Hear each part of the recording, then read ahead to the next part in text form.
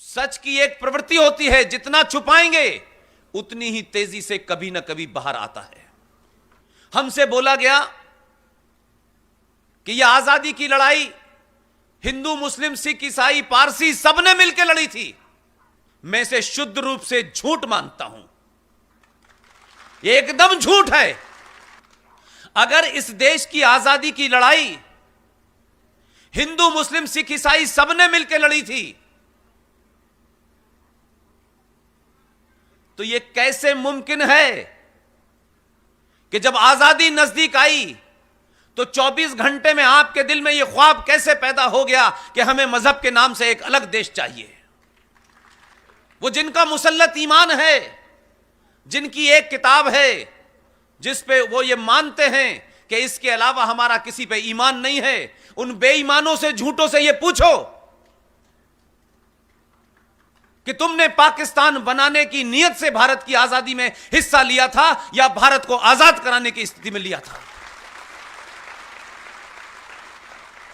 तुम्हारे मन में यह ख्वाब था कि अंग्रेज से अलग होकर के हम पाकिस्तान नहीं बना सकते, तो आपने साथ रहकर रहने का ढोंग किया और आधे लोगों से कहा कि आप पाकिस्तान की मांग माने। आधे लोगों ने पाकिस्तान की मांग मानी और उनकी मांग को बौने नेताओं ने पूरा कर दिया। मुझे उनसे शिकायत नहीं है स्वामी जी, आपके मन में क्या है कम से कम आपने समय पे बता तो दिया। पाकिस्तान बन गया, इसकी भी मुझे कोई चिंता नहीं है। मैं ये सवाल आजाद भारत जो तथाकथित तौर पे 15 अगस्त को हुआ है, 15 अगस्त 1947 को भारत 2 टुकड़ों में बटा है, 2 अलग अलग राज्य बने हैं। आजादी का शब्द मुझे नहीं मिला अभी तक। लेकिन मेरा गुस्सा और मेरी तकलीफ यह है कि जो मुझे पढ़ाया गया, जो मुझे बताया गया, उसमें इतना झूठ क्यों बोला गया? भाई, पाकिस्तान बन गया, लेकिन जो लोग भारत की बात कहते हुए, हिंदू मुस्लिम की बाई कहते हुए, ये गंगा जमुना तहजीब की बात कहते हुए, ये भाईचारे की बात कहते हुए इतने बेईमान क्यों थे? अगर दम था, ताकत थी, ईमानदार थे, अगर मुसल्लत ईमान था तुम्हारा, तो जो मन में था वो कहने की हिम्मत तो बताते। इसलिए आजाद भारत में एक शिक्षा मंत्री बना पहला, और उस आदमी को इस देश ने अल्ट्रा सेकुलर माना। यह बहुत राष्ट्रवादी आदमी है भाई, इसको हमें मान लेना चाहिए। लेकिन भारत के पहले शिक्षा मंत्री मौलाना आजाद की पोल इस देश में कोई खोलना नहीं चाहता, क्योंकि सवाल उठाएंगे तो आप पॉलिटिकली इनकरेक्ट हो जाएंगे। लेकिन मैं उस जगह पैदा हुआ हूं जहां मुझे इनकरेक्ट बात कहने की आदत है।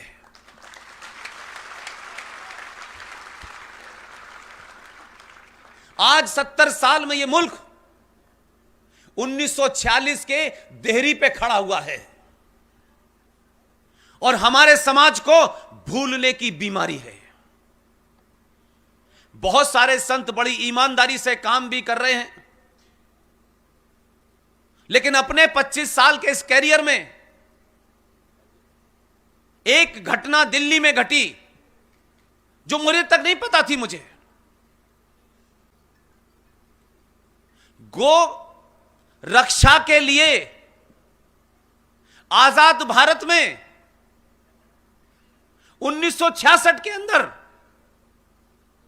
इंदिरा गांधी के प्रधानमंत्री होते हुए गुलजारी लाल नंदा गृह मंत्री थे।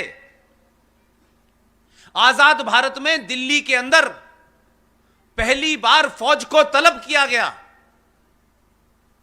और कमाल की बात देखिए कि गौ रक्षा के लिए जिन संतों ने कलपात्री जी के नेतृत्व में जो एक धरना या प्रोटेस्ट विजय चौक पे किया था, उसका इतिहास में, कहानियों में, अखबार में जिक्र नहीं है। और ढूंढते ढूंढते मुझे 2 साल में एक ऐसा शख्स मिला जो उस पूरे घटनाक्रम का चश्मदीद गवाह था। आज उनकी उम्र कोई 87 साल की है। पार्लियामेंट में उस वक्त वो बैठे हुए थे और सारा मंजर उनकी आंखों का देखा हुआ था। मैंने विजय चौक पे बैठ करके उनका इंटरव्यू किया। इतनी बातें आपसे छुपाई गईं। उनका नाम है मनमोहन शर्मा। उन्हीं ने मुझे यह बात बताई कि उस वक्त संत और ऐसी तमाम हमारी बहनें छोटे छोटे बच्चों के साथ, जिनके हाथ में न कोई कंकड़ था, न डंडा था, न लठिया थी, विजय चौक के प्रदर्शन पर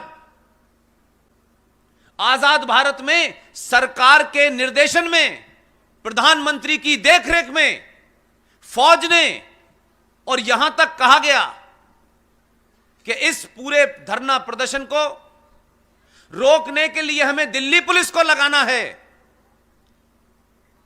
सत्ता के लोगों को इस बात की सूचना मिल गई थी कि अगर दिल्ली पुलिस को हमने लगाया तो हो सकता है दिल्ली पुलिस सरकार का ऑर्डर मानने से मना कर दे। उस वक्त के सत्ताधीशों ने कश्मीर मिलिशिया को बुलाया गया, स्पेशल पुलिस आई दिल्ली में। आज से पहले और उसके बाद ऐसी मिसाल नहीं मिलती। और जो लोग सत्याग्रह कर रहे थे, विजय चौक उस जमाने में 66 के अंदर भारत की जो पार्लियामेंट है उसके दरवाजे तक जाने का अधिकार था। और ये साधु संत बिना बताए नहीं विजय चौक पहुंचे थे। 2 साल पहले इन्हीं साधु संतों ने इंदिरा गांधी से बातचीत की थी। इंदिरा गांधी ने उनको भरोसा दिलाया था कि मैं सत्ता में रहूंगी तो सबसे पहले गो हत्या के ऊपर बैन लगाऊंगी। उनका बैन लगाने का इरादा शायद नहीं था। संतों ने निवेदन किया और उसी निवेदन करते हुए हजारों की तादाद में संत विजय चौक पे गए थे दिल्ली में, जहां दिल्ली की देश की सत्ता बैठती है। बिना किसी प्रोवोकेशन के, बिना किसी उकसावे के आजाद भारत में मिलिट्री ने और फौज ने और पुलिस ने एक साथ अगर गोली चलाई तो संतों के ऊपर चलाई। 2500 संत मारा गया उसमें। छोटे छोटे मूंद हुए बच्चे मारे गए उसमें, औरतें मारी गईं। उस चश्मदीद गवाह आज भी जीवित हैं, वो दिल्ली में हैं। आपको ताज्जुब होगा, फौज के ट्रक्स में डेड बॉडीज गई हरियाणा में, कहीं जाकर के उनको फेंक दिया गया।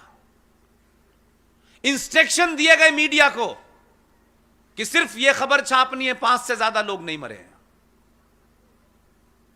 सरकारें क्या करती हैं, मीडिया क्या करता है, लेकिन समाज में तो लोग जिंदा थे। उन्होंने इसको इशू क्यों नहीं बनाया, घर घर तक क्यों नहीं पहुंचाया था? मैं इस खामोशी से चिंतित हूं। यह हमारे समाज की खामोशी एक खतरनाक मोड़ पे पहुंच गई है। इसलिए 1400 साल पुराने एक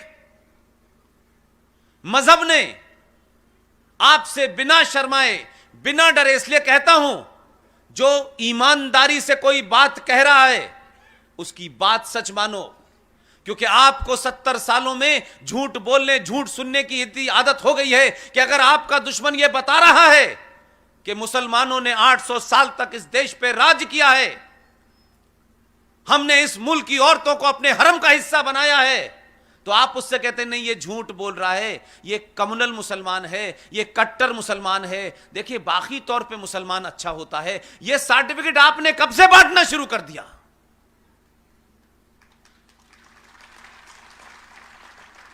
क्योंकि आप लड़ना नहीं चाहते, इसलिए आने वाले खतरे के साथ आप समझौता करने का कोई रास्ता निकालते हैं। तो हमने इतने रास्ते निकाले 70 सालों में कि अब कोई रास्ता नहीं बचा, अब एक ही रास्ता है कि आप इस बात पे मनन करें, चिंतन करें, बुजुर्गों से पूछें कि सारे धर्म बराबर हैं, इस झूठ को पहले बोलना बंद कर दें।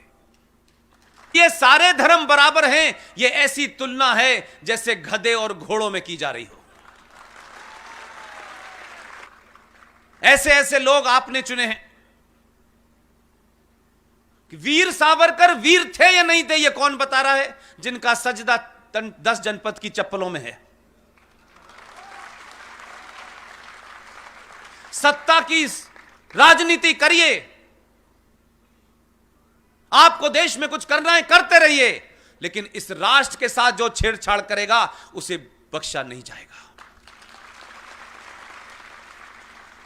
हम सबके बीच में एक ही चीज कॉमन है, सत्ता में कौन है और कौन नहीं है, और हमारी बात से कौन खुश होगा कौन नाराज होगा, हमें इसकी चिंता नहीं है। जो भी कुछ मैं कहना चाहता हूं, मेरा इसमें निजी कुछ भी नहीं है। मेरे मूल में अगर कोई चीज है तो सिर्फ राष्ट्र है, उसके अलावा कुछ नहीं है। हमारा संकट यह है कि हम ना तो दूसरे की किताब पढ़ते हैं और ना अपनी किताब पढ़ते हैं। मैं ये बात सार्वजनिक तौर पे मानता हूं कि मेरी पैदाइश ऐसी जगह हुई है जहां ढूंढने से मुझे अपनी किताब नहीं मिली। मुझे उसका गम नहीं है, लेकिन आज 70 सालों के बाद इस देश में जब मैं आपके बीच में खड़ा हूं तो मुझे इस बात की खुशी है कि मैंने उनकी किताब पूरी पढ़ ली है।